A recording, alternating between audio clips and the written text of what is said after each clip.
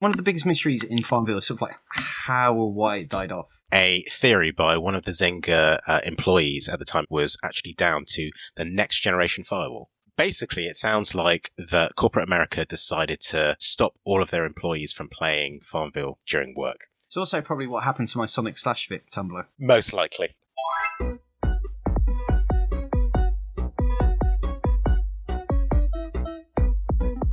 Games of note. My name's Will, I'm a game designer. And I'm Wayne, a gaming consultant. And this is Games of Note, where we talk about great games from history, whether they were cult classics, whether they were controversial, and we talk about why they were important and why you should know about them. Absolutely. And if you want to follow us, we're on the various socials. We're on Discord, Blue Sky, and TikTok. All of it at Games of Note. And you'll be able to find all these links in our show notes. And today we're talking about... FarmVille. Amazing. Wayne, did you play FarmVille? I've got to be honest, not much. I've spent most of my time playing the sequels, especially in the run-up to this podcast. But I dabbled with it at the beginning, like the first FarmVille, but not to the extent that I can feel like I played it in a massive amount of depth. What about you? I did play it back in the day, a great deal. And at the time, it just felt so revolutionary. Now, the thing that's really interesting about FarmVille is that it was a whole bunch of seeming innovation which was stolen from elsewhere. But it also is probably one of the most important games in gaming history. It was basically the breakout hit that just kickstarted modern free-to-play and casual gaming. So, like Shenmue, you can really sort of look at a before and after FarmVille era. You know, in the Shenmue episode, we talk about that. Sorry? Should we make Shenmue reference in, like, each episode? FarmVille was very different from Shenmue. But it had this impact where you look and you can say, okay, this is what happened before, this is what happened after FarmVille. It's also sort of the origin of data-driven design and performance marketing. Before FarmVille, what happened with the game was pretty much you made it, you shipped it, and you forgot about it. Right. There was loads of upfront testing. You had to make sure the game played well, that it was bug-free. You put it in a box or some equivalent, and then it ended up being the game that got played. And what this changed with Facebook gaming and sort of social gaming was all of a sudden there was a game that was live that required an internet connection. And that meant that it could constantly be updated. So FarmVille was famous for always having a beta tag underneath the name, right? It was in forever beta, which meant that it was changing. And sort of day to day, you would see the changes in the game. So there'd be new content, there'd be new things that would happen, there'd be balance changes, new features. But it also meant that there was data coming back in from the game to the developers and they could look at that data. And so this sort of became the blueprint for mobile gaming and very specifically around the business model of this concept of LTV versus CPI. So Wayne, you worked in advertising, so you'll know this, but for perhaps some of our listeners that are not aware, LTV is lifetime value. That's how much a player spends in a game, and CPI is cost per install. And if your cost per install is lower than your LTV, i.e. how much it costs you to get a player versus how much they spend, you are in profit. So this became the base model starting in FarmVille across lots and lots of games. And it wasn't the only metrics that was used in terms of like all these social casual games. LTV versus CPI was obviously important, as was DAU, which we're going to be talking about, which is daily active users and monthly active users. Yep, sometimes referred to as DAO and MAU. We're going to get into a lot of... Me and Wayne come from the background of working in these types of games, so we've got all of the inside baseball terms. We're going to try to keep those to a minimum throughout this. But yeah, it's super interesting, and you can get into a lot of depth on understanding like how a game performs through all of these different metrics. Another one is retention.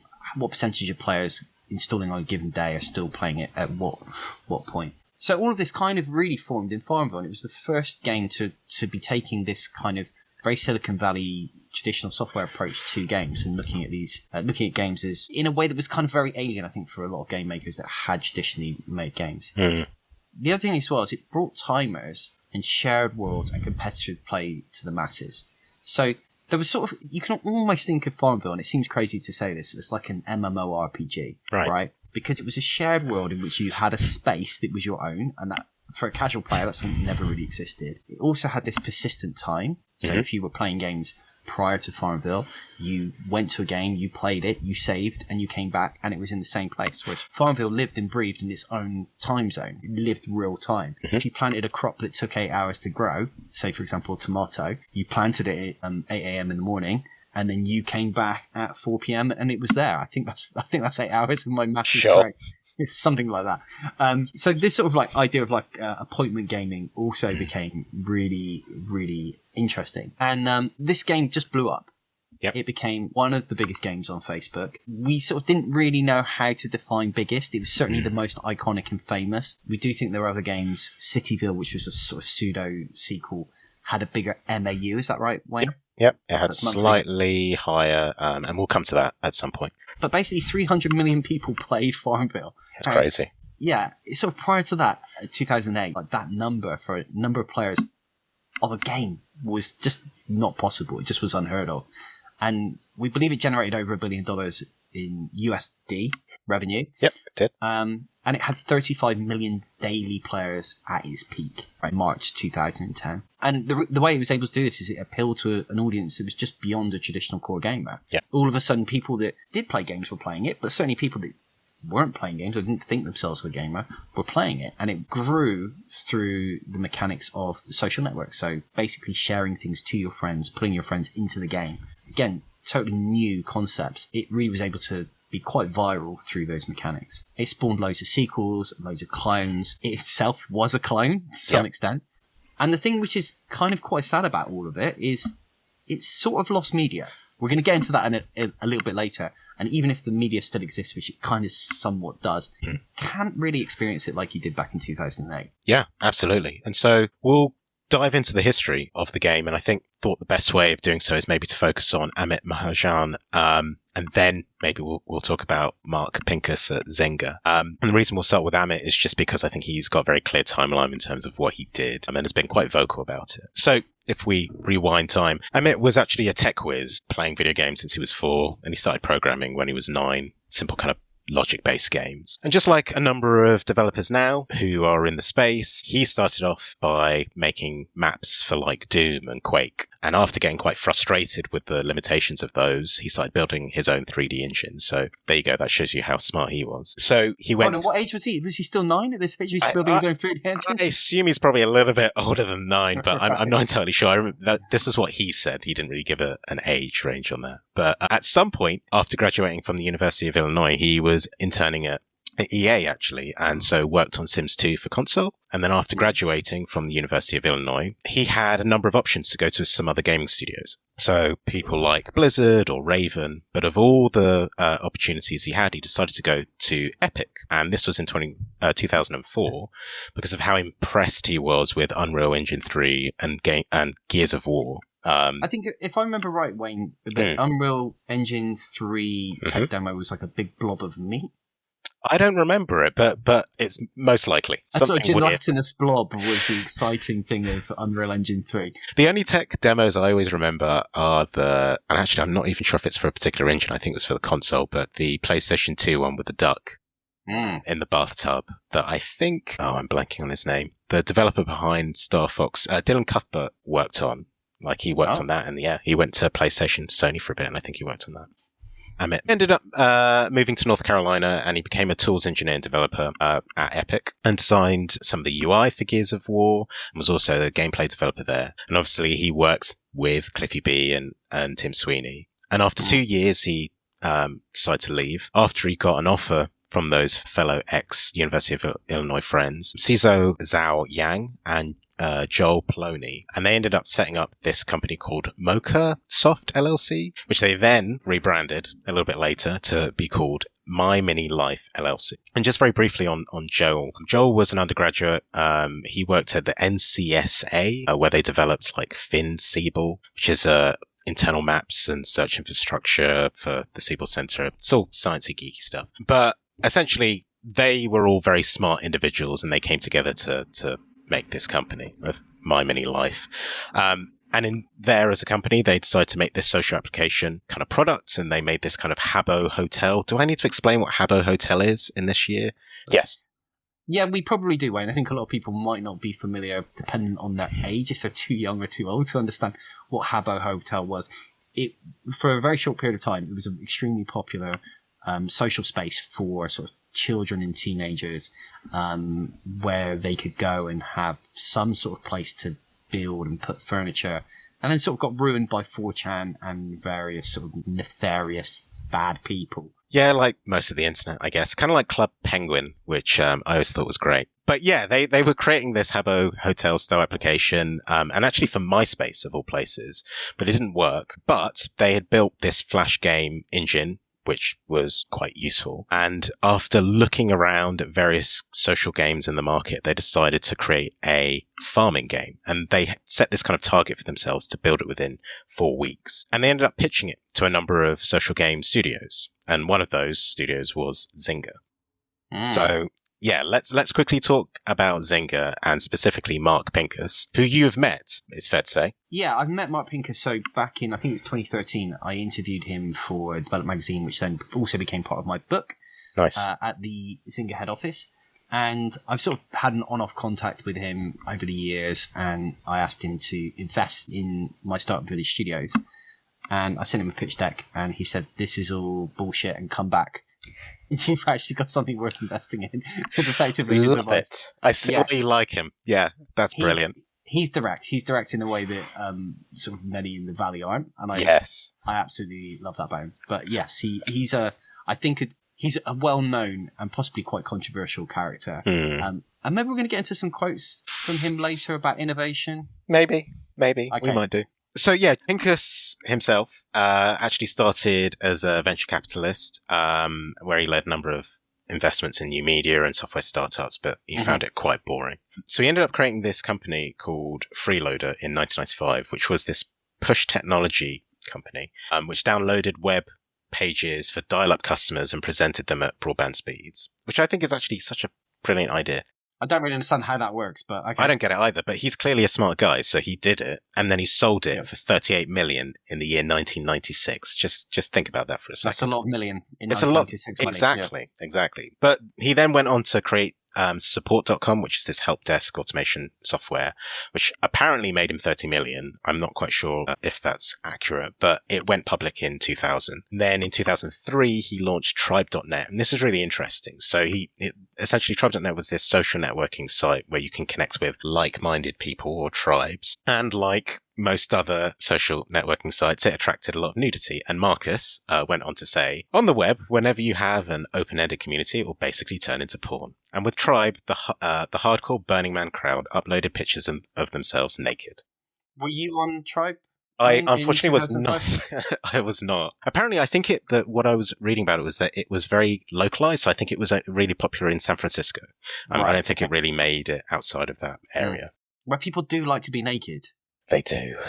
Just constant naked bike rides. Anyway, back to the tribe.net. So in 2005, though, they decided to kind of squash all of the nakedness, mostly in response to the Child Protection and Obscenity Enforcement Act. And then something happened with Cisco Systems. It seemed like they bought the tech in 2007 of tribe.net. So yeah, it's not quite clear what actually happened with that in the end. But in the same year, Mark founded his fourth company, which was called Zynga. Zynga, but it was named after a pit bull he had, which was called Zynga, Zinga. And you still see an outline of that pit bull in the Zynga logo today. You do, exactly. And so the tagline of Zynga, the gaming company, was connecting the world through games, which I think is perfect for what we're about to then go into. I thought it was just also interesting in kind of looking into his background and various interviews he's given, especially about his time in games. He recalled one of these things, which was, he said, I was addicted to this online game called Rise of Nations, where you move through civilizations to the point that it really hurt a relationship I was in. These kids online were just destroying me. They were coming in with tanks, and I was throwing spears at their tanks. And I thought to myself, wow, I would really pay some money to not have to be this way. Okay. I mean, it's a very kind of like technocratic view on the world, isn't it? Like, obviously, I've got a problem. How can I throw money at this? Yeah, and I think it's fair to say, I think he's quite openly libertarian in terms of his approach to life and to business. And so I think that entire statement rings true for his belief. But anyway, they initially launched their first game, which was Texas Hold'em Poker, which was then later renamed to Zynga Poker or just Poker.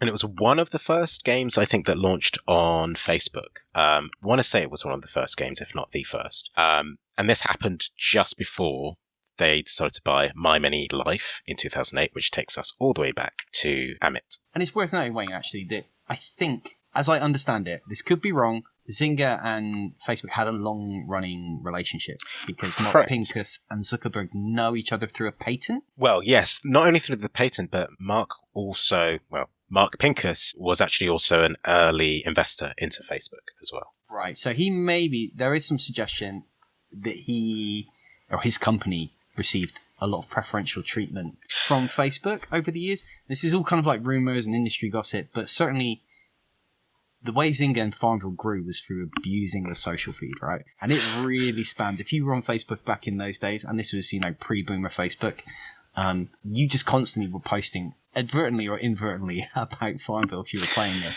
And it was at a time when we didn't know that kind of like spamming people and talking shit because everybody just shared everything about their life in those days. We weren't worried about privacy. We weren't aware of the same kind of etiquette that we are now about posting online, or certainly we weren't as fearful of posting online. No. And so we just kind of like dumped stuff onto the timeline. And, FarmVille was really able to grow like that, but it got to a point quite quickly. It was quite annoying. And Facebook did move to shut down a lot of that viral growth. But I think it was sort of allowed to go on, or the suggestion has been in the industry that it was allowed to go on because of the relationship that Pincus and Zynga had. But I'd say I guess so. I mean, it's also quite clearly quite a symbiotic relationship. It was both really beneficial, right? Zynga was generating income and obviously visibility of its game and its company, but Facebook was also getting another way of keeping people in the app. But yes, absolutely. There was definitely a relationship between Zynga and Facebook, no doubt. But just bringing it, kind of the history to the close was in 2009, Zynga made an offer to My Mini Life, and then it was only 5 weeks later that they launched FarmVille on both Facebook and, interestingly enough, MSN Games, which I didn't remember, but yeah, turns out that was the case. Yeah, it's also around this time, there was kind of like there were places like Newgrounds where people were actually going and playing flashlight games. The thing that was different here with Facebook was the social layer on it. And it really was like a handful of years where we had this sort of like desktop Facebook invasion where everybody was on Facebook and using it on desktop. And then there was a slow kind of like, when I say slow, it happened quite rapidly. People shifted over to using it on mobile and kind of like the desktop Facebook version died. We should probably talk a little bit about how it plays, Wayne. Yeah, please. We've talked I'm a great deal dying about to hear about it. Yes. So the game is rather simple. It is an isometric virtual farm where you plant, grow and harvest crops. There's also livestock, but basically there's a kind of core loop where you do a thing, which is plant something, water something. You go away and you wait, and then you come back and you harvest and collect it and you get that reward. And then you use the reward, you sell the thing that you've harvested, be it a tomato or a chicken egg, or I guess cows produce milk from what I remember. They do. They do. That's what I know in the real world from what I remember the actual game. Who knows? Because there was also a green alien cow, and I can't remember what that did. Maybe it was like alien butter. Alien milk? Could have been alien That'd be milk. the most logical thing.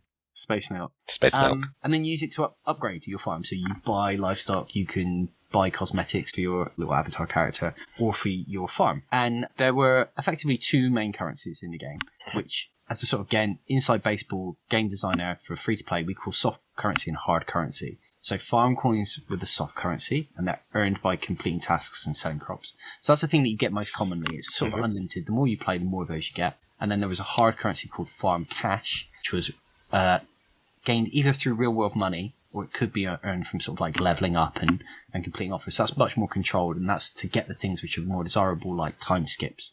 There were also experience points, so you leveled up, again, kind of very MMORPG-esque, and that allowed you to access a wider variety of crops and special items in the market that you could purchase. And the thing, again, that was really unique about this is the social interactions. So players could invite their friends from Facebook to be neighbours, and that allowed them to visit each other's farms. So you could go to the farm, you could look around, and you could see the cool cosmetics that they bought. You could see how far they were, how big their farm was, how much crops or how many animals that they had. And this was sort of like what we call social proof. So this idea that you go there, you see something, and you're really excited about the fact this other person is ahead of you and you need to be better than them, or you can go to enjoy their space, right? You could then send gifts to that player. So when you were there, you were allowed to send a gift, which was free for you. And you could also sort of help them. You could do some watering and fertilizing over crops. And there was also a mechanic later on called a barn raise, where if you wanted a barn, you need to ask, I think it was like 6 of your friends to come to your Genius. to your farm and raise this farm with them. And like we talked about earlier, so it was an appointment gaming mechanic. So this idea that you set off a timer and then you come back. So you might plan it around your wake up time, your bedtime, the times that you're on work and your lunch break. And the thing that was really interesting, which we sort of don't really do now, is it was also quite punishing, right? So crops would wither. And so if you didn't come back in time, they would wither and die. And of course, you could use farm cash to revive them, rejuvenate them. So that's sort of how it plays. It also had this game design that was simultaneously innovative, but it wasn't innovative necessarily innovation coming from Zynga. Now, there is a quote which we can't attribute to Mark Pincus, but it was widely reported on that he said to the team or someone within the team, "I don't fucking want innovation. You're not smarter than your competitor. Just copy what they do until you get their numbers," which was a really quite a prevalent thing in the early days of social gaming, which is this idea of fast follow. Yes. Work out what somebody else has done. You do the same thing, but then we'll do the marketing better, right?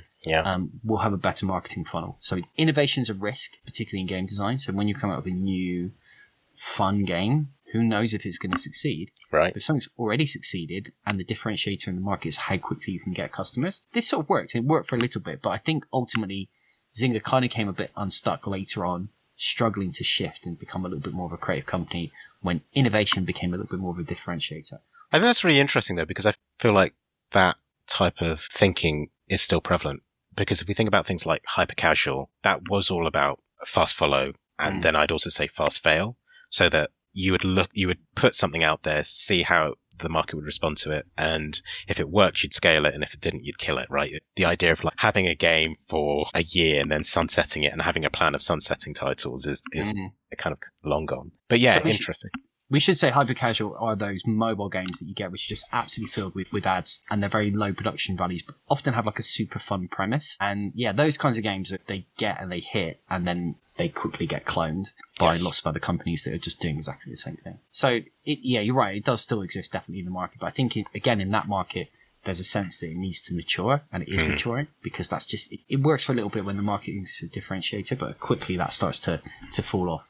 We're maybe getting a little bit nerdy on kind of like free-to-play design. No, that's cool. Because listen, both of us have been in the space in various different, I guess, sides of it. Obviously, from a game design perspective, you were there, and I've been there from a commercial side. I'm curious just to ask, before we go much further, where were you in 2009? Were you designing games at all? I was. I looked this up the other day. I thought I was at Sega. Right. I have memories of playing FarmVille at Sega, but it turns out actually I wasn't at Sega. I'd left and was at a mobile startup called Mobile Pi. Okay, this was your startup there, right? I was the first employee, but became a director of the company. So it became like a pseudo-founder. And the other founders were dead set that we were going to be a mobile company. So this was really early days of iPhone, and everything was happening on Facebook. And I really, really wanted us to shift into Facebook gaming, right?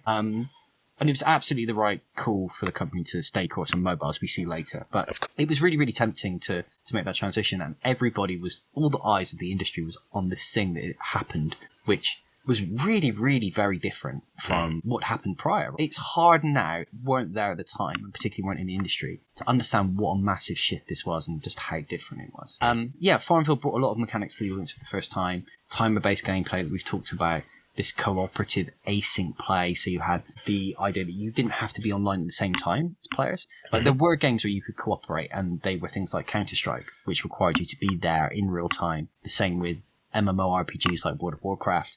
You could go on a raid with a buddy, but it required you to be there and to commit for like several hours. Right. This was like, you dipped in, you went and helped a friend, and then they didn't need to be there. And so that was, again, it was like, it lowered the barrier of entry, and everything that this wave of games was about how to give people experiences which cost nothing and took very little time and took very little cognitive requirement, right? There was just, how simple could this game be? Also, it was the first time really that we had virtual spaces. There wasn't VR at this time. There were some MMOs where you had spaces that were your own, but the idea of you having a place on the internet, like a Facebook profile, like a MySpace profile, was cool, but then it being a virtual space was even cooler. Because EverQuest would have been in the 90s, right? The late 90s, as having your own kind of space. Would you not consider that to be similar, or? I don't know how many people played EverQuest.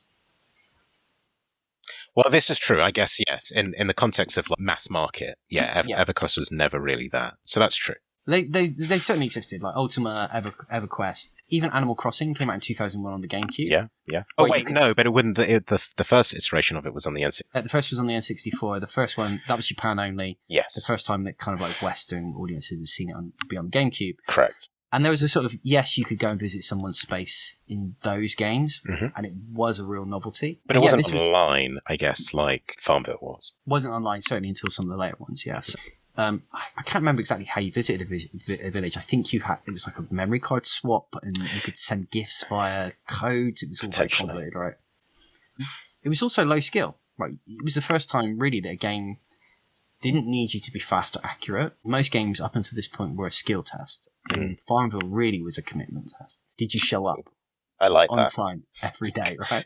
You have to think about the history of games coming out of Carnival, kind of like electromechanical games and Carnival type experiences. That there was always this is a skill check. Yes. And the innovation in FarmVille, or the games that preceded FarmVille, was that it was a commitment test. You came back, you showed up, and that was enough. Like, you just needed to click on a few things. This just reminds me of that Dara Breen joke that he makes about GTA, where he says that, like, every other medium, if he wants to see what happens at the end, he can just fast forward or he can flip to the end of the book, right? But with video games, like, if he can't get past a certain level or a certain mission in GTA, he never gets to see, like, that end of the game. So you're absolutely right. I love this term, this commitment test, of games having these skill tests for you to be able to get through them. And FarmVille really changed that. FarmVille was absolutely more about you just come in and you spend your time and that's it. And you can get access to anything, really.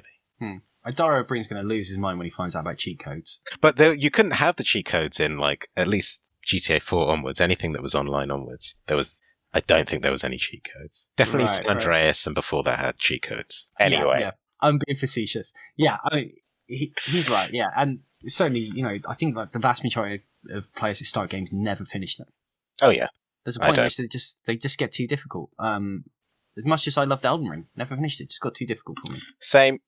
I got stuck on some frozen lake somewhere in some dragon. Right. But I think that probably the thing that's interesting about what has made From Software so successful is actually it being the anti-FarmVille, right?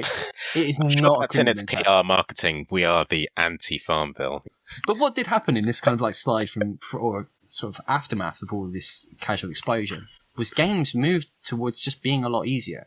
Like there was something that you passed through and you enjoyed rather than being the skill test. And that is something which has possibly dumbed down games for some people, and I think there's a lot of people who are very frustrated about it. It's a controversial topic. It is a controversial topic. Yeah. But effectively, like from sort of 2008 onwards, like all of a sudden you saw this easy commitment style gameplay slide into all kinds of different genres. Certainly adventure games, you're really hard to kind of get stuck in an adventure game now and to have a boss that you can't pass. It was a sort of sense that games are things that you can enjoy and you should be able to enjoy regardless of how good you are. The other thing that was really interesting as well was that we talked about earlier was just it being in forever beta. Most games are sort of fire and forget.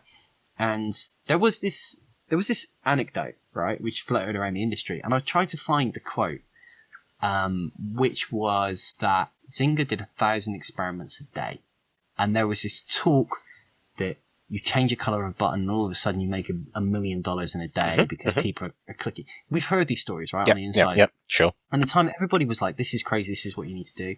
I think it's possible that was some sort of misdirection and a really effective misdirection. It's that a lot of the time, those things make no difference. And you can run 1,000 experiments a day, but you'd actually be much better off spending your time rather than constantly tweaking the color of buttons, making a feature that people actually want. Interesting. So at my time at King, what I did know, maybe not from the game design perspective, but absolutely from an acquisition marketing perspective, was that you would be A/B testing your ads. And we'll come on to the cross promotion a little bit later. But I know that maybe I wonder if that's been maybe slightly confused, I just wonder if that quote about constantly changing things is maybe more from a UA and acquisition marketing perspective as opposed to a game design perspective. Yeah, I mean, that stuff's definitely really, really effective in marketing, which more so when you're testing 10 different ads. But I'm sure if you change the button color on an ad, it doesn't make as much a difference than if you change the theming. For example, I ran products on Angry Birds 2. We had an ad that was really, really effective, which meant that it was cheap to acquire users because it was a Halloween-themed one. And it was only ever supposed to run over Halloween, but we just ran it all year because it was just people love Halloween. People love pumpkins. That's fascinating. So if you change the pumpkins from purple to green, I don't think it would make much difference. Sure.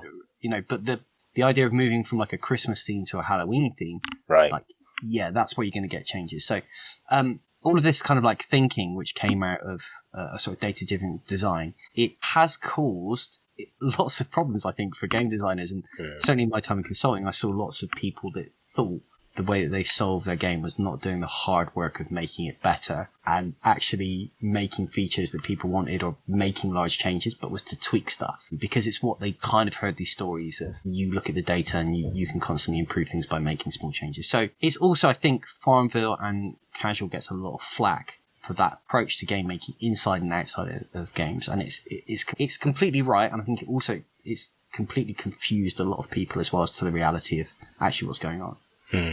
But it's also another game that's been constantly tweaked and changed and balanced as time went on. And so, like I say, it was sort of exciting. You turn up every day and there'd be something new. There'd be new clothing items, there'd be new animals, there'd be crops. And all of these sort of changes were making the game feel fresh and live in a way that wasn't even happening with MMORPGs, like where you might get a drop of new features and they'd be quite few and far between. This was happening like on such a rapid pace that playing the game, it always really felt fresh. So, Wayne, it was an outsized hit. It was completely new. It meant that it has a legacy. Yeah. And so let's talk about its legacy. So clearly successful. So Amit mentioned in the first day they had 5,000 players. The second day they had 80,000 players. Their third day 300,000 players, and by day 4 they had 1 million players, which is amazing. Like having that kind of stickiness or engagement and growth is, I think most games would love those type of numbers now. Yes, I don't think those would exist. I don't think it's possible to get those kinds of numbers. Yeah, probably not. Unless maybe GTA, a new GTA release, maybe it can do things like that. But it would hit those numbers within days, to be fair. It would reach millions within days. Yeah. But for a new IP to do this, to come out of the gates, to have that kind of growth, it talks to the fact that this was so innovative, so new, so fresh for people, but also that viral growth of being posting onto people's social feeds. Yeah, and I think that point exactly is like, how did it reach this growth? And so it's said that in 2007, I think roughly 2007, MySpace was the top of social media platforms, right? But it's believed that thanks to that symbiotic relationship between Facebook, its API really, and Zynga and FarmVille, that allowed Facebook to really become top a couple of years later. Now, Amit kind of believed, some of the reasons behind their success was kind of down to 3 core things. Number 1 was Facebook had this platform and they really needed people, but they didn't value their distribution, so they kind of just gave away all these impressions for free. And one of those things that they did was they gave Zynga access to the holy of all kind of things, which is user data, and notably to be able to spam your friends who are either players or non-players regarding the progress that you've made in the game. So you might be able to say, look, I need X, Y, Z items if you play or if you join or whatever it is. And apparently they had a behavioral psychologist there. Whether or not they did or not, they absolutely followed the principles, which was around focusing on kind of player retention engagement, and would kind of use various tactics to improve those metrics. One of the other things was that Zynga already had a very successful game, which was poker, and they utilized this thing that was called the cross-promotion bar. And this basically allowed you to promote one game to another game. It would push you from one title to another title. And at my time at King, which was roughly around 2013, so I saw kind of the launch of Candy Crush Saga onto mobile and just their huge success on Facebook. This was absolutely the key to kind of growing numbers, which was pushing users from Bubble Saga to Bubble Witch Saga, from Bubble Witch Saga to Candy Crush, from Candy Crush to whatever new title it was. Like, it was about keeping players in the loop of that particular company's ecosystem. In this world of Zynga, absolutely pushing people between poker, FarmVille, and then its future titles like Cityville, Fishville, etc. And as I said, like, the key other thing was that Facebook users were looking to do something. Like they, aside from just coming in and updating your profile and liking pictures and stuff, there wasn't really much else to do. So if you can come Do you remember poking, Wayne? Poking was a thing. I've got to admit, I think I may have missed poking because I joined Facebook. I think I actually only joined Facebook when I joined King to use like Candy Crush and to understand the platform. So admittedly, I may have missed the whole poke stuff. Okay, potentially. yeah. Lucky me. Can you still poke people? I think they brought it back. I don't think. Did they? I don't know. I don't spend a lot of time on there to say that they do. But yeah, maybe. Yeah, I'd love that they brought that back in the year 2025. So those that don't know, the mechanic on Facebook poke was that you went to someone's page, you pressed the poke button, it showed that you've been there, and that was it, right? Yeah, feels a bit much. Wasn't there a whole social network called Yo, where you could just yo at people? That's the first I've heard of it. But I wouldn't be surprised because I imagine a lot of people were testing various social networks. Obviously, Amit himself and various other folks had, and even Mark, right? They had tested building their own social platforms and technologies. And if they could find any way of getting people to engage, whether it's through a poke, whether it's through a yo, whatever it was, I'm sure they would have done it. I mean, again, it just seems you talk about this in 2025 and it seems so ridiculous. For many, it was the first time they were really interacting with friends and real people on the internet. Yeah, and I guess a lot of people reconnecting, with people that they hadn't spoken to before. There were things like, I think Friends Reunited, maybe that was a very UK-centric social media platform. Obviously, MySpace. Yeah, Friendster, all these type of things. I think adding the ability to play games, though, and sharing your progress in games and getting that requests and exchanging items or exchanging help obviously really made a real difference. And the one other thing I found that I thought was fascinating was in regards to like FarmVille specifically, they were one of the first to use AWS, so Amazon Web Services, and that actually allowed them to do everything that they're doing and actually keep the game quite nippy, quite fast to play, quite smooth. And they thought that actually Zynga's traditional servers wouldn't have been able to do that at the time. And actually, I think it was FarmVille and Netflix were the only ones back in 2009 that were using really the AWS, or at least they were the top two users of it. This is really kind of like a crossroads of lots of different technology coming together, where you've got like Amazon providing this big web services to this young startup, that's driving growth through social media in a time before there were kind of like ad systems and the past that we kind of know now. It was a naive space, and Zynga really were at the forefront of a lot of figuring this stuff out and doing it really effectively. You're absolutely right. I was thinking about this the other day of like who created the idea of having pre-roll, mid-roll, post-roll ads within games, or who decided to create a function where you would sell an ad once you lost all your lives in games. Like those were things and products that I was selling when I was at King, and I don't know if we're ever going to talk about Candy Crush as an episode. If we don't, should do. Maybe we will. But I'll still say this now, which is, someone had to pave the way for all these bits of functionality. So, and I felt that Zynga was absolutely one of the ones who are at the forefront of that. Well, I guess just finishing up on kind of thinking about them as their legacy, the technology behind FarmVille, which I think they then ended up calling Exampleville, they then used to build some of their next titles, so things like Cityville, Frontierville, Fishville, etc. So they had clearly been able to take something that scaled. And after a while, some of the core team, Amit and Joel, ended up leaving and doing their own other things. But to be fair, the game did very well, so well that, it peaked in 2010 with, I think, 83.8 million monthly active users, or MAUs, and 32 million DAUs, which is daily active users. But interestingly, also at the same time, Facebook had 400 million monthly active users, and it suggested that 20% of those users were actually playing FarmVille. Can you imagine that? 20% of the use of a particular social media platform, like playing one game. I think that's phenomenal. So, yeah, I mean, a decline did start to happen as it's natural. And I kind of mentioned at the top about, one of the reasons could have been down to this next generation firewall. There's no data to really prove that, but he noticed that people were logging into the game, but actually not playing it. And it didn't make sense for the amount of people. So he kind of assumed it was related to this next generation firewall. I guess probably at that time, a lot of people didn't have laptops at home. And so the only way they would have been able to play would have been on work computers. Potentially, yeah, I imagine. But also, I think people get bored at work maybe in those type of, if you've got access to a computer and if you have access to the internet in the year, 2010, you're going to be on Facebook. And if there's something that can grab your attention for a while, whether it's during your lunch break legitimately or outside of lunch break, if a company can stop you from doing that, they will probably stop you from doing it. Do you remember at that time as well, there were like bits of software you could press a button and it would hide your screen and bring up a spreadsheet? Oh, is it? Oh, I like that. Yeah.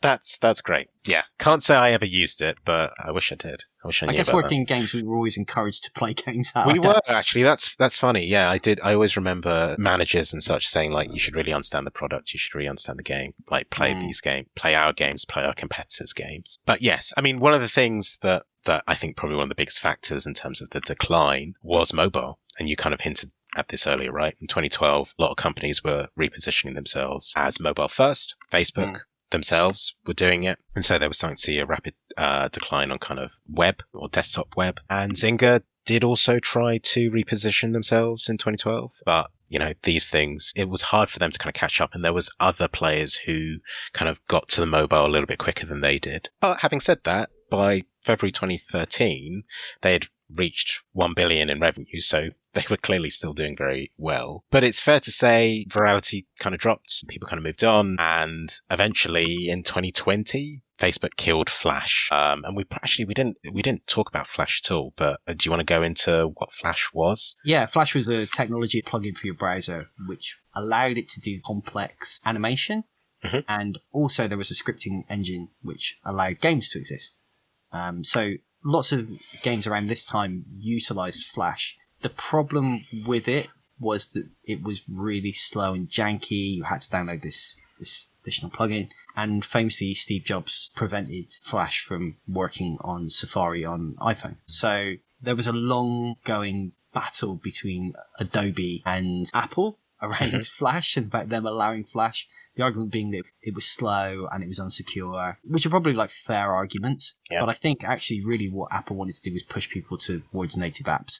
And so Adobe's response was, I think maybe some court battles, but they also had this system called Air, if I remember correctly, which allowed you to port Flash technology over to native apps. Yeah. And a whole bunch of people tried to do that. But the problem is, by the time that this kind of rolled around, it just was better to make native apps. Yeah. They were quicker, they were better, they were more flexible. So Zynga got caught up in this moment. They were right on the moment to be able to release games in Facebook, make all of this money really quick, grew an audience with very little outlay, and they continue to make bank on lots and lots of different games. And then all of a sudden, the funnel which they had to bring these games to market and find players shut down, and then the technology itself died off, and everybody moved off to this other completely different computing device that they had no knowledge of or no insight on. And Zynga eventually got there, and they now have, multiple successful mobile games.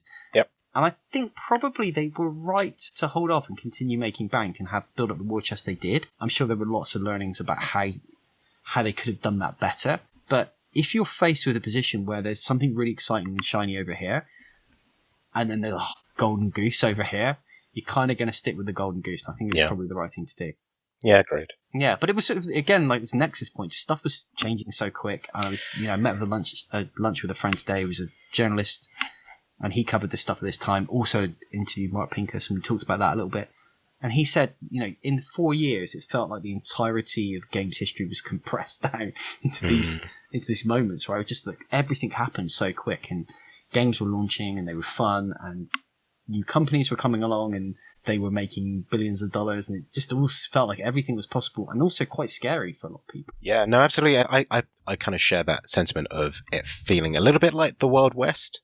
And it definitely was on the ad side as well. They were trying to create, or at least standardize the way of doing things. But because the technology and the games themselves were changing quite rapidly, you'd have to come up with really creative ways of supporting them. And so, yeah, absolutely that feeling of that window between, say, 2010 and, 2014, there was just so many things going on. It was a really exciting time to be in mobile gaming. Absolutely. FarmVille wasn't their only title that they made. They had kind of quasi-sequels, which is like Fishville, which launched in 2009. They had Cityville, which launched in 2010. And this is the one I think that actually had the largest active player base, apparently in all of Facebook, which had 84.2 billion monthly active users. They then had Cityville 2 in 2012, only lasted for like 3 months. And then they had Frontierville, which they then renamed to Pioneer Trail, or The Pioneer Trail in 2010. And that also shut down in 2015. So then we then got a proper sequel, it's fair to say, in it being called FarmVille 2. And that launched in 2012.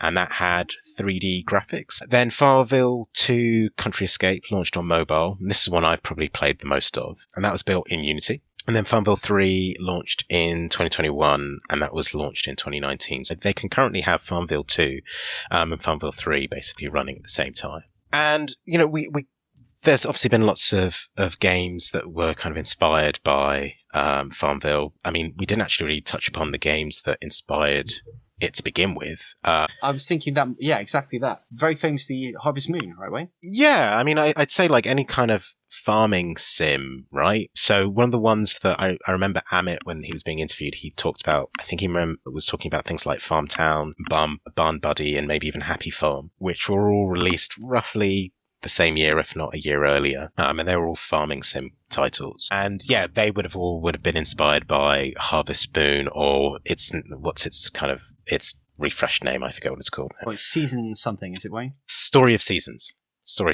That's right. So yeah, all of those kind of traditional farming games that would have absolutely inspired FarmVille. And if we look at the games that have now kind of taken inspiration from FarmVille, things like Heyday or Stardew Valley, Dreamlight Valley, the Disney game, which is all about, you know, you're with princesses and you know, finding new characters, but you are also doing a number of farming stuff, growing crops, watering them, etc. So, I mean, Heyday is a really interesting example of exactly what we were talking about, the slowness that Zynga had of moving to mobile. So if you don't know, Heyday is a game that was created by Supercell and came out in 2012. And this was their first launch. And it was a huge success for Supercell. And Supercell obviously went on to make Clash of Clans, Clash Royale, Godbusters, a whole bunch of really beloved mobile games. And they saw this opportunity, which was, okay, these farming games are really popular. And nobody's really doing a good job of making them mobile native. So they created this game where all of the UI and the UX, the way in which you played the game, was specific for mobile. So, for example, if you wanted to harvest a crop, you dragged across the screen and this little side came up, and it was just really beautifully animated and really well put together. It sort of elevated FarmVille in a lot of ways, and it solved a lot of the problems in it. And that obviously then was the Kickstarter for Supercell to be a profitable company, and we wouldn't have all of those other games if it wasn't for it. Absolutely. And I think probably that was a really big wake-up call for Zynga, that you need to move on this. And I would posit that Heyday has done more revenue lifetime than FarmVille. Probably now. Yeah, I would probably say so. So yeah, so there's been a number of titles that obviously have now since been inspired by FarmVille. But, you know, the game hasn't had smooth sailing, it's fair to say. No. It was broadly criticised in the games industry. I think more so than it was in the public. It was criticised for being exploitative, and in the words of Jonathan Blow, who's the designer behind Braid and also his puzzle game Witness, thank you, Wayne, he said it requires an unprecedented commitment to the game. And then Time Magazine said it was the most addictive Facebook game and a series of mindless chores on digital farm. It's absolutely right. That's accurate, yeah. It's your interpretation of whether or not those are good or bad things. But probably most notably, the reaction from the games industry was at the Game Developers Conference, or GDC, in 2010. FarmVille won Best New Social and Online Game. And the crowd booed, which... That's interesting. But I think you probably remember that at the time, that certainly indie was beginning to happen. There was a sense of games being elevated as art, and there was maybe a little bit of pretension. Everybody wanted to hate on stuff that was mainstream and popular. And there were some genuine concerns about free-to-play exploitation, but it was, it was a very sort of tumultuous time in the industry, and there was a lot of heated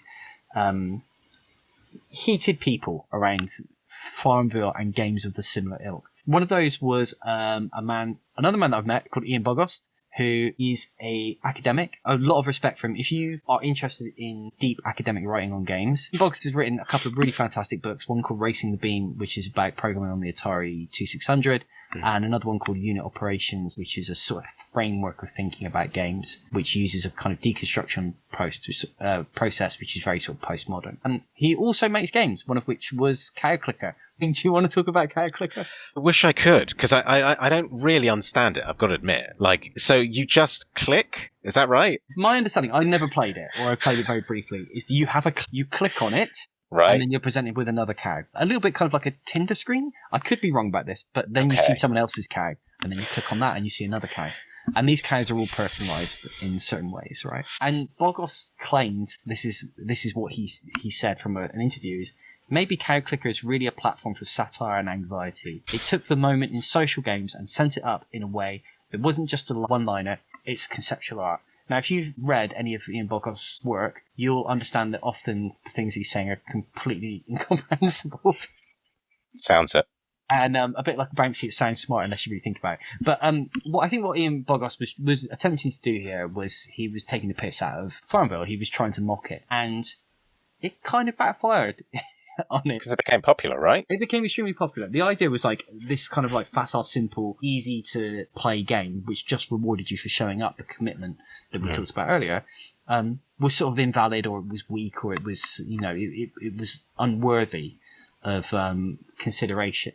But it also became kind of the foundations. I think Cow Clicker became the foundations of what we now call incremental idle games. So games like Cookie Clicker and Candy Box. By the way, we should definitely do an episode on Cookie Clicker. I tried Cookie Clicker, and I just was clicking, and I didn't know at what point did I need to stop clicking the cookie, or if I should just continue. I was unsure of what to do. Yeah, so Cookie Clicker is a game where you click cookies, and then you get rewarded for clicking on the cookie by getting more cookies, and then you spend those cookies to buy things that help you to click the cookie and manufacture cookies. And it was sort of very simple action, and then abundant rewards and just positive feedback. Up until this point, games where you have to fight for a reward. Right? If you want to get to the end of the game, if you want to see Sonic at the end of, Mario save Princess Peach at the end of the castle, you need to go through and die and restart and die and go through pain. But this notion of games just giving you rewards constantly, abundantly, and saying, well done, thank you, and you've done a great job. This was kind of at the heart of what FarmVille was, and also the parody of the Cow Clicker, and it sort of proved that it really just did work. So all of these things that were happening, they shook a fundamental belief in games, which is that games have skill challenges and you have to get good. Wayne, you're very active in the fire community, so I'm sure you're pretty aware of that. Yeah, I'm terrible at them, but yeah. Yeah.